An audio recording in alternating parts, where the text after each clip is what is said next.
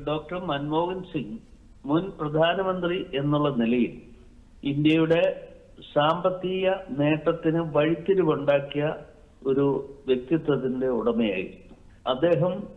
സാമ്പത്തികമായി നമ്മുടെ രാജ്യം ദുർബലതയ്ക്ക് പോകുന്ന അവസരത്തിലാണ് അദ്ദേഹം ഇന്ത്യയുടെ ധനകാര്യ വകുപ്പ് മന്ത്രിയായി ചുമതലയേൽക്കുന്നതും അതിനുശേഷം ഉള്ള ഓരോ കാലഘട്ടങ്ങളിലും പുതിയ ഒരു വഴി ഒരുക്കി തരുവാൻ അദ്ദേഹം പ്രത്യേകം ശ്രദ്ധിച്ചു.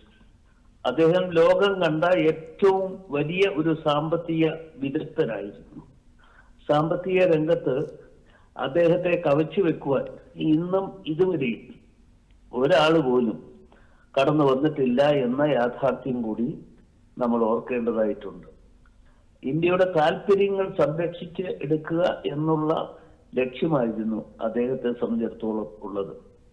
വളരെ സൗമ്യനായ പ്രധാനമന്ത്രി എന്നുള്ള നിലയിൽ മറ്റ് ഏതൊരാൾക്കും അദ്ദേഹത്തെ നോക്കിക്കാണുവാൻ, അദ്ദേഹത്തെ മാതൃകയാക്കുവാൻ കഴിയുന്ന വ്യക്തിത്വം ഉണ്ടായിരുന്നു എന്നത് യാഥാർത്ഥ്യമാണ്. ആ വ്യക്തിത്വം എന്നും എക്കാലവും നിലനിൽക്കും എന്ന കാര്യത്തിലും യാതൊരു സംശയമില്ല.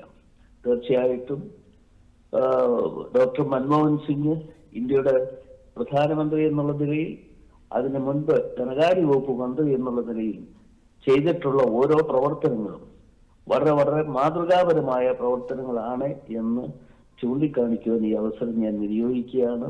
ഒരു മഹാനായ വ്യക്തിത്വം ഇന്ന് നമ്മെ വിട്ടുപിരിഞ്ഞിരിക്കുന്ന ഈ അവസരത്തിൽ അദ്ദേഹത്തിന്റെ ആത്മാവിന് മുമ്പിൽ നിത്യശാന്തിക്ക് വേണ്ടി ഞാൻ പ്രാർത്ഥിക്കുകയും ചെയ്യും.